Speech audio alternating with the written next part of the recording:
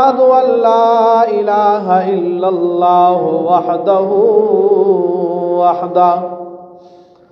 وحده لا شريك له ولا نظير له ولا وزير له ولا معين له، ونشهد أن سيدنا ومولانا محمدا عبده ورسوله. قال الله تبارك وتعالى: يا أيها الذين آمنوا اتقوا الله وكونوا مع الصادقين. صدق الله العظيم. وقال رسول الله صلى الله عليه وسلم: من تشبه بقوم فهو منه، أو كما قال عليه الصلاة والسلام: إن الله وملائكته يصلون على النبي يا أيها الذين آمنوا صلوا عليه وسلموا تسليما.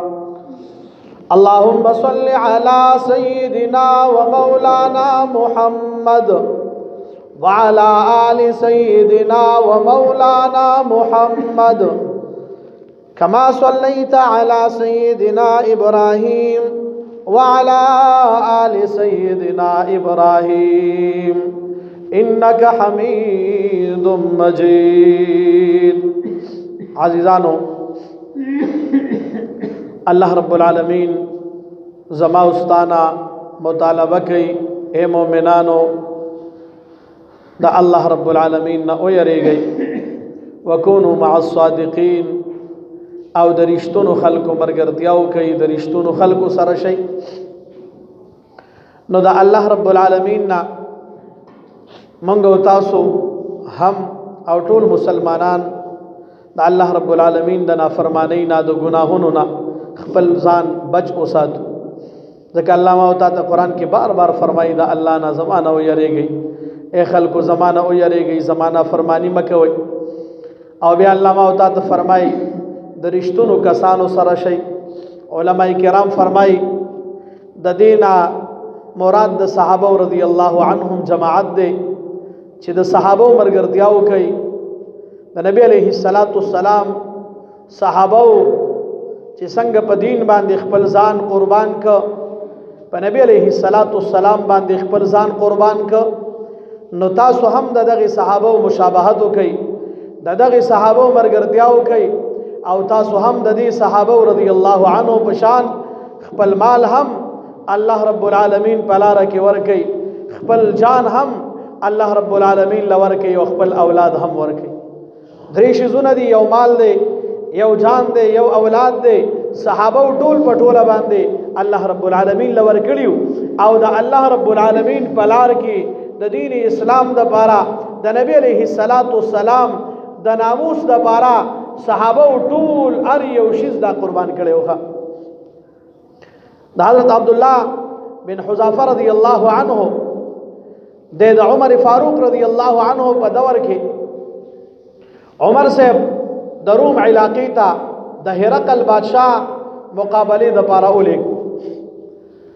او هرقل بادشاہ دا هغه کسو چې رسول الله مبارک ورته په خپل ژوندانه باندې خط ولیږه. نو څنګه چې هرقل بادشاہ ته خط ورغی د نبی علیہ السلام خط، او دای دی ټول قوم ته پړاو هم کو. په دغه دور کې د وسوق د مکې مکرمه خوشته دی نه، حضرت ابو سفیان رضی الله عنه لا اسلام نو وروړي، د کافرو په دغه دور کې هرقل د راوغخته د التا د تجارت په سفر باندې تلو. نو چې کله دی لاړې هغه ورته فرمایل مکه مکرمه کې یو کس د نبوت دعوه کړی دا، محمد نامه دا څنګه سړی دی، د نسب څنګه دی؟ نو ابو سفیان رضی الله عنه ورته فرمایل وې د ډیر اعلی نسب دی، دا ډیر د پاک نسب والا دی. نو هرقل وی چې الله رب العالمین پیغمبر دا په اوچت نسب کې راولي. نو یو خدا بلې ورته وویل چې د دې پیغمبر ملګرتیا دا مالدار خلک کوي او که غریبانان خلک کوي. مالدار مسلمانېږي که غریبانان مسلمانېږي. ابو سفیان رضی الله عنه ورته په دغه موقع کې وویل چې کم غریبانان په مکه مکرمه کې یا د اطراف غلامان دي کمزوري خلک دي هغه د دې پیغمبر ملګرتیا کوي.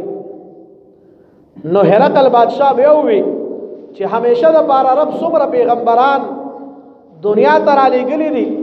نو د هر پیغمبر ابتدا د هغه ملګرتیا دا کمزورو خلکو کړې ده. او بیا ورته وویل چې څوک د ده ملګرتیا وکړي او مسلمانان شي آیا د ده د ډلې نه د ده د جماعت نه بیا چا هم د ده ملګرتیا پرېښې ده اسلام یې پرېښی دی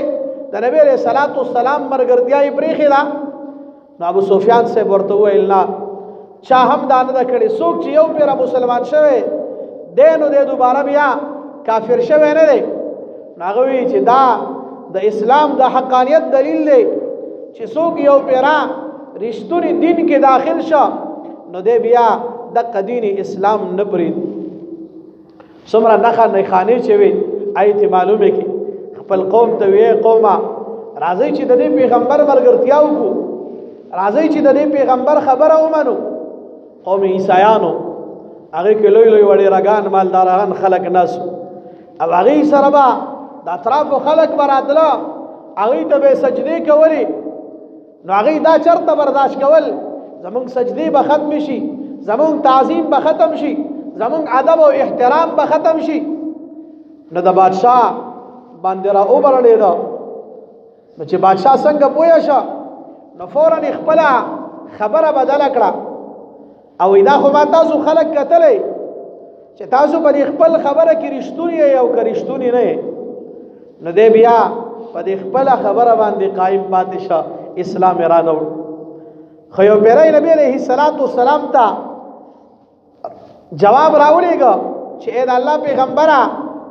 زه باطن کې دننه مسلمان یم زړه کې مې ایمان شته دی خو ظاهرولی نشم ځکه خلک زما مخالفت کوي خلک زما نه بغاوت کوي. نبی علیه الصلاة والسلام ورته وفرمایل کذب عدو الله دروغ وی ای د الله دشمنه ځکه چې تا بادشاهت واغسته حکمرانی دی واغسته اسلام دی وانغسته قرآن دی وانغسته زما د رسول الله ملګرتیا دی وانغسته نو ته کذابې دروغجنې. بیا د نبی علیه الصلاة والسلام چې د دنیا نه تشریف یوړ د عمر صاحب دور راغی. عمر صاحب د هغه سره مقابلې دپاره یو لښکر ولېږه صحابه و جماعت کم هم لږ عبدالله ابن حذافه رضی الله عنه د دې لښکر امیر جوړ شو. تاسو ته مې دا وایي چې صحابه څوک خلک صحابه کوم خلک صحابه و جانونه قربان که مالونه قربان که اولاد قربان که رشته قربان که غم او خالی قربان که لیکن د رسول الله ملګرتیا یې پرې نه ښوده. نو د کافر هرقل بادشاہ عبدالله ابن حذافه رضی الله عنه او د ده ملګري ټول گرفتار کوي نیو چې ویننو نو دوی په یو جیل کې بند کړ او چې کله دوی په جیل کې بند شو نو هرقل بادشاہ دته او د ټولو ملګرو ته ویل کا اسلام پرېږدئ چې تاسو څه وایئ مالم درکو نکاحونه هم در سره د زنانو سره اجازت ورکو ښځې به هم له درکو مال به هم درکو هر یو شی به درته میلو شي. عبدالله ابن حذافه ته انکار وکړو رضی الله عنه ټولو ملګرو انکار وکړو. بیا د عبدالله ابن حذافه را جدا کړ ورته وی عبدالله اسلام پرېږده عیسائی شه لور هم درکوما نیمه حکمرانیم درکوما. عبدالله ابن حذافه فرمایي هرقلا ته خو نیمه بادشاهي یادې که د ایران په دې تخ باندې د حکمرانۍ اعلان زما دپاره وکړي د بادشاهت اعلان زما دپاره وکړي چې عبدالله ابن حذافه دا به د ایران بادشاهي وخت وي زمون خو په ملکونو کې په حکمرانی جګړې په بادشاہت جګړې یو وی زه حکمران بل وی زه حکمران صحابه به د حکمرانی نه ځان ساته او دا نبی علیہ الصلوۃ والسلام صحابي سے فرمای کده ایران په تخ میں کینه بادشاہت تا قبلو میں نا اسلام نه پریدم ایمان نه پریدم قرآن نه پریدم د رسول الله مرګرتیا نه پریدم عبد الله ابن حذافه رضی الله عنه انکار وک مرګرو ته ویل کې دا وګوره اسلامي پسینه کې داسې وردن نشوي د مال پیشکش اراده د نکاح د لور پیشکش می ورک هغه امرت کا د حکمرانی د گورنری د نیمه بادشاہت پیشکش می ورته وک هغه هم رد کا دا مسلمانان دي دا صحابه دي دا د نبی علیہ الصلوۃ والسلام عاشقان دي د دې زړونو کې ایمان ورننوته دي بیا ورته وي مرګر کسانو ته ویل دا جیل کې بند کړي سو ورځې په جیل کې دند بند کړي نه ورلو باور کوي نه بوله ډوډۍ ورکوي خوراک بم نه ورکوي دنه یو ځای کې بند ټول په ټوله باندې چې دوی ته پته ولګي د سم وږي شو خنزیر ورله سور کا حلال کا او سور کا شراب ورته مخې ته کېښوده سره کړی شوي غوښه اوریته شوي غوښه شراب ورته مخې ته پراته دي یا هغه خلک چې د شرابو عادیان دي یا هغه خلکو ته شراب مخې ته کېښودلی شو خنزیر ورته مخې ته سور کړی شو صحابه وږي چې وږي سړی او دومره تیارې ورته وشو او را پرېږدي قرآن کې الله فرمایي که چېرې داسې حالت راله نو بیا د خنزیر غوښه هم خوړی شي بیا شراب هم څښلی شي هرقل بادشاه ورته وي عبدالله دا غوښه پېژنې دا د څه شي غوښه ده وایي چې ما ته پته نشته وایي دا مخې ته څه پراته دي وایي دا شراب دي او دا د خنزیر غوښه ده عبد الله ابن حذافه فورا مرګرو ته اعلان کړي او مرګرو اوري پام کوي ګوره چرته دغه غوښې نه نوړی نه خوري دا د خنزیر غوښه ده دغه شرابونه ګوټونه کوي دا شراب دي چې جایز دي شراب خوړل قرآن وایي په داسې حالت کې جایز دي غوښه د خنزیر خوړل جایز ده لیکن په دې وجه باندې به نه خورو چې په دې غوښې خوړلو باندې په دې شراب څښلو باندې هرقل بادشاہ عیسائی دے پہ خوشحالیږي او موږ بچرته هم د خوشحالۍ کار نه کوو دې ته ایمان وای کامل ایمان ځکه نبی علیہ السلام ما او ته فرمای زما صحابه په مثل د اسمان د ستوري دي د کم صحابي اقتدا چې کوي د کم صحابي پیروکار چې جوړيږي کم صحابي پس چې تاسو روانيږي تاسو به هدایت ته چې کم نه رسېږي تاسو به هدایت مو مې بیا عبد الله ابن حذافه رضی الله عنه باندې هرقل بادشاہ هر قسمه حربي استعمال کی عبد الله ابن حذافه داغي پلاس باندې را نغه نو هرقل بادشاہ ورته په اخره کې او عبد الله راشه زما دا تندیخ کول کا زما دا تندیخ کول کا پریدم دی او ورته ټیک دا تندې در لخ کولوم خو په دې شرط باندې چې زما سره څومره مرګري تانی ولې د مس کې او راځي چې کله دوی په شراب باندې هم دوکان شو په خنزیر باندې هم دوکان شو نو په دغه ټیم کې د دې صحابه رضی الله عنه مخیتا هرقل بادشاہ اعلان وکړ چې اور بلکې یو په دې اور باندې یو غټ دیګ د پاسه کې او باغې کې تیل ورواچو وې دا تیل په سره کوي چې کله وسره شو وې د دین یو مرګره اونې سه یو دا پکې ورواچو څنګه عبد الله ابن حذافه رضی الله عنه د ټول مرګري ګوري او یو مرګره تی اونې و دغه تیل ته ورواچو تیل سره شوی وسرو تیلو کې چې څنګه ورغزار کا نو تیر دومره ګرم دي چې هغه صحابي د خلینا اوف قدر امراونه وت د ورتلو سره داغه اډو کې جدا شو داغه غوخه جدا شو نو چې څنګه اونې و هغه یو خلاله نو جیلیان رااله د جیل چې کوم عمله و هغه رااله عبد الله ابن حذافه یې اونې و د لاس نه اونې و هرقل بادشاہ وي دیم ورغورځو چې څنګه ورغورځو نو په دغه ټیم کې عبد الله ابن حذافه او جړل چې څنګه او جړل هرقل بادشاہ ورته عبد الله ولی جاړي سو وجدا او په دې نه جاړم چې دې تیلو ته مې غورځي استاد تیلو نه مې یاره نشتا استاد عذاب باندې نه جاړم د مرګ د یاري نه جاړم سو وجه جاړي وي په دې وجه جاړم بدن مې ډېر وچ دی ډېر نریم ځکه څومره وخت په جیل کې ساتل شوی خوراک ورته نه دی ملاو شوی زم کاش چې زما دا بدن مضبوط وي څومره چې زما په دې بدن باندې وخت دي دومره زما ساګانې وي او دا زه دې تیلو ته ور اچولې زه په دغه تیلو کې غورځېدلې زما اډو کې جدا کېدلې زما غوخه دا جدا کېدلې زما د بدن نه روح وتلې او رب ما ته بیا ساره اچولې رب ز بیا ژوند دې کولې تا ز بیا دغه غړو ته او دغه تیلو ته دې غورځولې چې زه جم دې کېدې او تا بیا مړ کولې زه جم دې کېدې او تا بیا مړ کولې او رب راته فرمایل چې عبد الله دا دومره تکلیف دې د څه دپاره برداشت کا دا دومره سخت دې د څه دپاره برداشت کا عبد الله ابن حذافه رضی الله عنه فرمای ما برب ته ویل چې ربا دا مستا د دین د پاره د دین اسلام د پاره د پیغمبر علیه الصلاۃ والسلام د مرګرتیا د پاره هرقل بادشاہ خپل خلکو ته وی خلکو دا وګورئ ایمان د دې زړونو ته ورننوته دی ښا ایمان د دې زړونو ته ځکه خو الله ما ته فرمایي د صحابه مرګرتیا وکړي د صحابه په شان شي د صحابه د جماعت او د صحابه د ډلې مرګري شي هرقل بادشاہ کسانو ته وی عبد الله ابن حذافه او د مرګرو ته وی زما د تندې خپل کې پرېدم عبد الله ابن حذافه رضی الله عنه انکار وکړه څنګه انکار وکړ نور مرګري ورته عبد الله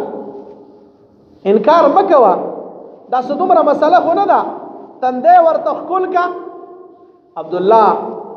بن حذافه رضی الله عنه هرقل بادشاہ ته ټیک دا تندې در لخ کولوما تندې کولوما خو یوازې معنا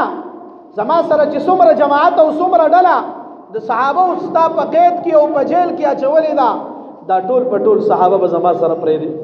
ورته ټیک دا عبد الله بن حذافه رضی الله عنه خپل شونډه مبارک راواغسته او د کافر عیسائی بادشاہ داغه په تندی باندې خپل شونډه کې خودلې او د کافر تندیلا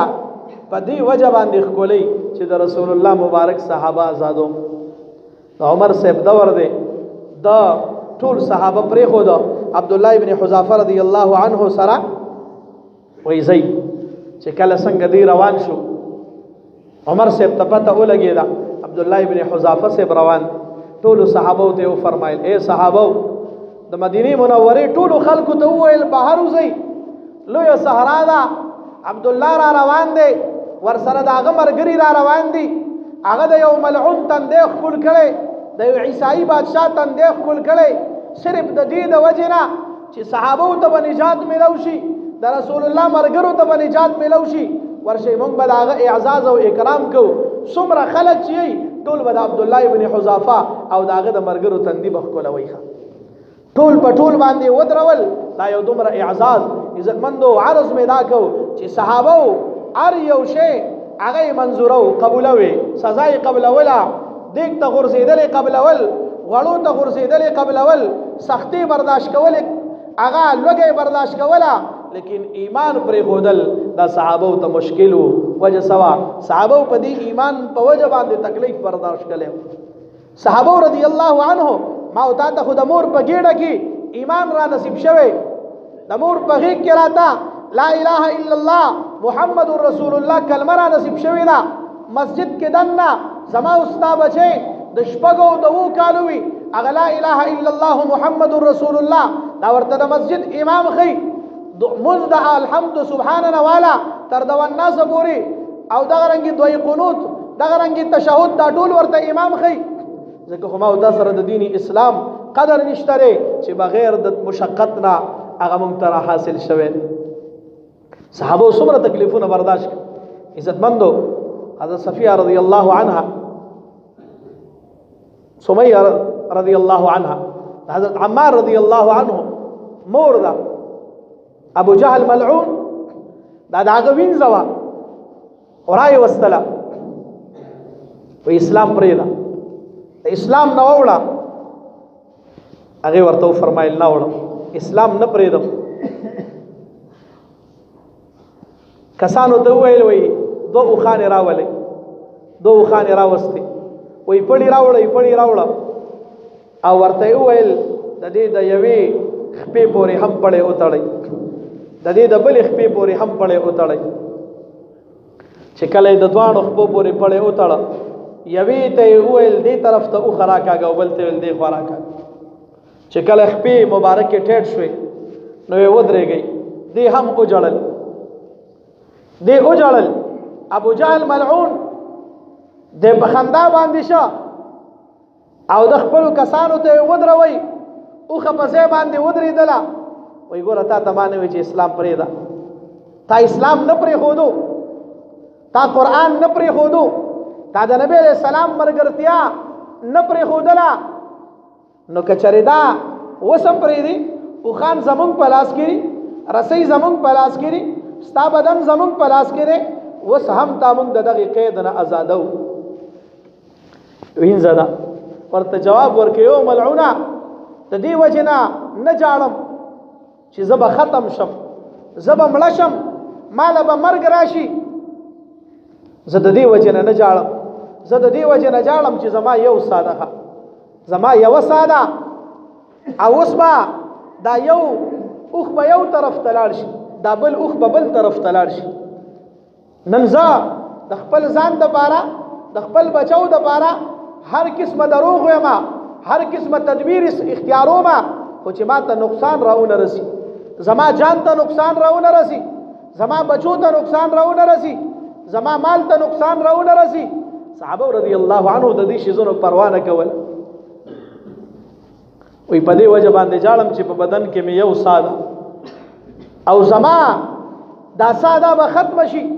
بس زبلال شم د دنیا نه هغه هم ورله دا جواب ورک چې زه مربا زما په دې بدن باندې څومره وخت دي د دې وختو په مقدار باندې زما په بدن کې ساوي او ملعونه تازه شهید کوله تازه قتلوله زما د بدن نه روح وتله رب زبیا ژوندې کوله تازه بیا قتلوله او رب زبیا ژوندې کوله په دې وجه باندې جاړم چې رب یو ساده دا به ختم شي کاش چې زما په بدن کې ډیر ساګانې وي او ټول پټول باندې ساګانې مستا په دین کې چې کم دنو هغه قبول کړي مستا د دین اسلام د بارا هغه برداشت کولې عزتمندو دې ملعون تور راواغستا او زنانه ذات دا زنانه باندې بارای زنانه باندې مزله درد کوي خلکو یاله که سمره هم که سخت دشمن مخې تراغه ویاله کنه مې پرې خودو خو زنانه ور سره وا ما د زنانو په خاطر باندې ورته سونه وي نن خو زمونږ د زړونو نه د اسلام قدر وته د اسلام هیبت وته د اسلام عظمت وته پښتون اسی بنام پښتون پاتې شو مسلمان اسی بنام مسلمان پاتې شو د مسلمانۍ تمام طریقې ختم شوي د اسلام نوم دا صرف باقی پاتې دی ګوره مونږ کې ښه پښتون خو هغه پښتونو چې د پښتون د لور لوپټه بچا نه لیدله د پښتون د خور لوپټه دا بچا نه لیدله پښتون به هر یو شیز اب وکړ سره نزي زما جان دې ملاړ شي پروا نشتا خو ګوره د عزت به پښتون ډیر خیال ساتي نن په خپل باندې خپل عزت هغه چې کم دنو پښتنو کم زه ته ورسو خپل باندې موږ یو بل تکنزل کو خپل باندې د یو بل خور او مور دا چې کم دنو کنزو په خپل باندې خپل زنانه دا بهر را وباسو د بل د عزت د بارا خپل کورونه مو عزت کا خپل زنانه مو عزت کړی ابو جهل ملعون تور راواغستا کسانو ته وی دا او خان راکاږي او خان په یو بل طرف باندې لاړ ملعون تور راواغستا د نبی علیه الصلاۃ والسلام د صحابي سره دومره یو بدترین حرکت وکړه چې داغي بدن مبارک دا په منځ باندې دوه ټوکړي شو بدن دوه ټوکړي خو اسلام پرې نه خود ایمان پرې نه خود عزتمندو نن هغه خلک چې صحابه دي ځانونه قربان ک مالونه قربان ک جانونه قربان ک رسول الله مبارک اعلان وکړ د تبوک په موقع باندې اے خلکو jihad توزو پلکاو کافران دي په زرګونو مسلمانان دي، 2.5 لکه صد پاسه 2 لکه کافران دي، دلته مسلمانان ډیر زره دي، د دې لپاره د مال ضرورت دی. مال شته کنه چانده بکو اعلان وکړو اے خلکو چاندې راوړی، اے خلکو چاندې راوړی. نبی علیہ الصلوۃ والسلام چې کله دا اعلان وکړ، یو صحابي په مدینه منوره کې لګیا دی، سشته دی نه کور ته لاړې، کور کې هم څه نشته دی، په ټول کور کې وکړه هېڅ هم نشته دی، شپه ده د شپې لګیا دی، اعلان کوي اے خلکو زه مزدور کار یم، زما نه څه مزدوري والی،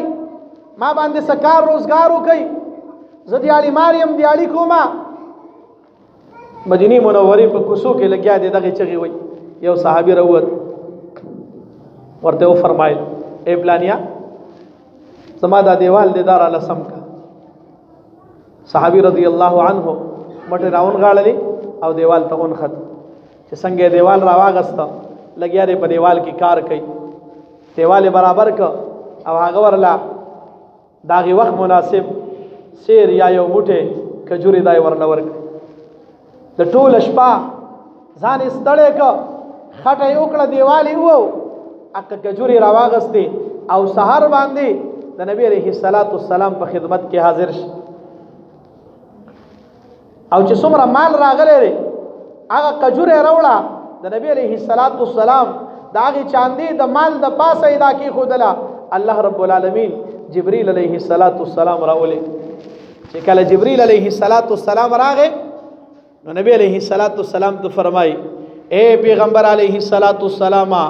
الله رب العالمین اعلان کوي د دې پلانی صحابي د اخلاص د تمام مال نه زیات چې کوم دنو دا ما ته قبول دی، د ټولو مال نه زیات اخلاص والا مال د ټولو صحابو مال د اخلاص مال دی، لیکن هغه ځان ستړی که او هغه مال راغستی دی، هغه یې راوړه نبی علیه الصلاۃ والسلام ته ورکه چې اے د الله پیغمبره سبا به جان هم حاضر وي، اولاد به هم حاضر وي، مال را سره خپل نو مزدوري وکړه، اقه د مزدوري مال یې راوړه، هغه چې کوم دنو هلته ورکه چې دا والی او د تبوک په موقع کې دا مال دا د کافر خلاف چې کوم دنو دا وجنګو. عزیزانو مونږ تاسو د صحابو نوم اغستی دی، نوم د صحابو اورېدلی دی، صحابو تاریخ دا د قربانو نه ډک دی، صحابو هر یو شیز دا قربان کړي. ان شاء الله مونږ به د صحابو تاریخ بیانو، د صحابو واقعات به بیانو چې صحابو خپل تمام مالونه، تمام جیدادونه، تمام هر یو شیز هغه قربان ک. نو الله رب العالمین سو فرمائے فاستجاب لهم ربهم انی لا اضيع عمل عامل منکم من ذکر او انثى بعضکم من بعض. الله فرمائے اے صحابو ستاسو دعاګانې رب قبول کړي ښا، ستاسو یو عمل دا زنه ضایع کومه، که هغه زنانه ده او که نارینه ده، که زنانه نیک عمل کوي د هغه د نیک عمل قبلومه، که نارینه نیک عمل کوي د هغه نیک عمل قبلومه. بعضکم من بعض، بعضې ستاسو نه دا د بعضو نه دي، د جنس ده، ځکه د یو بل نه پیدا دي، د یو بل سره په یو کور کې په یو علاقه کې اوسیږي. زنانه دا خو د بعضې د سړو نه جنس دی، د سړي چې کم دی نو هغه د زنانو جنس دی. فالذین هاجروا واخرجوا من دیارهم فی سبیل الله. الله اعلان کوي صحابه څوک دي؟ هغه کسان چې دوی هجرت وکړو، خپل کور یې پرېښود، خپل وطن یې پرېښود، خپل بچی یې پرېښود. فالذین هاجروا واخرجوا فی سبیل الله، او اوخ کړی شو د الله رب العالمین په لاره کې، واوذوا فی سبیلی، او صحابو ته تکلیف میلاو شو، تکلیف ورته ورکړی شه، کنځلې ورته وشوې، بدرد ورته ویل وشو، لوریانو ته طلاقونه میلاو شو، د خپل مسکن او د کور نه اوخ کلی شو. صحابه رضی الله عنه په سترګو کې اورونه ورواچولی شو، سترګې ته بهر را ووتلې، په تورو باندې ووهلی شو، هر قسمه ظلم د ظلم انتها په صحابو باندې وشوه. خو یو صحابي اسلام نه دی پرېښی، یو صحابي ایمان نه دی پرېښی. ما ورته رب فرمایي د دغې صحابو اقتدا وکړئ، ما ورته رب فرمایي د دغې صحابو اقتدا وکړئ، د دغې صحابو ملګرتیا وکړئ. عزتمندو نن بعضې خلک هغه راپاسي د صحابو رضی الله عنه په شان کې ګستاخیانې کوي، صحابو پسې بد رد وایي. صحابه هغه خلک دي چې رب رضی الله عنهم لقد رضي الله عن المؤمنين اذ یبایعونک تحت الشجره د صحابه هغه صحابه چې 1450 یا 1350 صحابه دي د نبی علیہ الصلوۃ والسلام سره روان دي د عمرې په اراده باندې لار کې بند کړي شو عمرې اجازت ورته ملاو نشه الله د ټولو صحابه اعلان وکړو د ټولو صحابه مبارکي رب فرمایي زه د دین چې کم دینو راضي د ټولو صحابه مبارکي رب اعلان کړي رضی الله عنهم ورضوا عنه او یا چې کم صحابه په حالت د کفر کې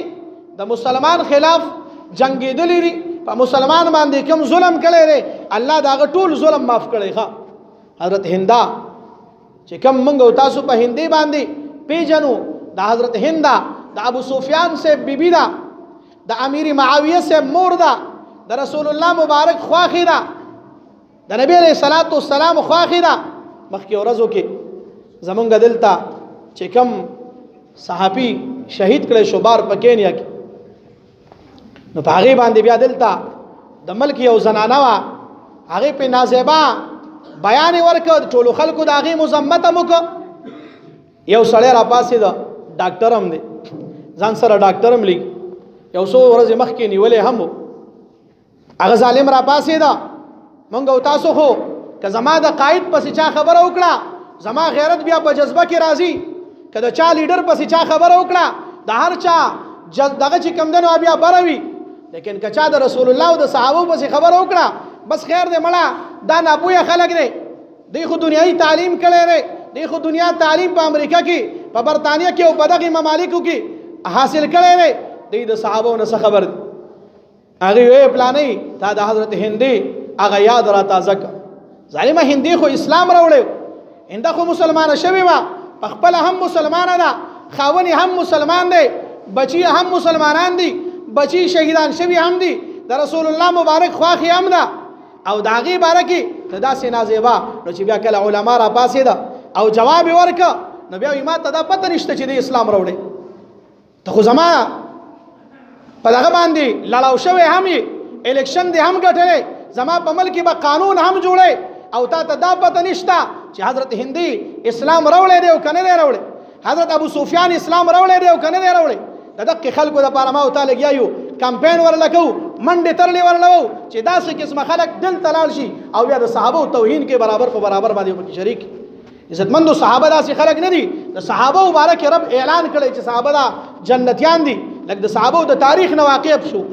لکه د صحابه تاریخ وګورو صحابه ځانونه قربان ک مالونه قربان ک ما او تا چې کم دینونه لګیاو د صحابه